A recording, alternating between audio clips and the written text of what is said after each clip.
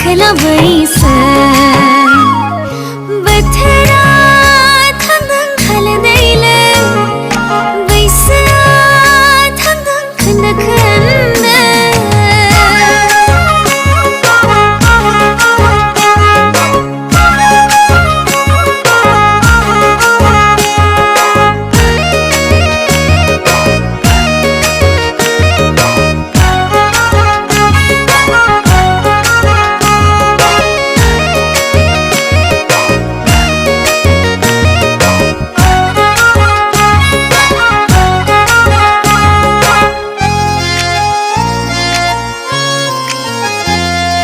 मिथिंगा बिखायाव आङो नियाजोलि थायो आं आंगोनि बर' गामियाव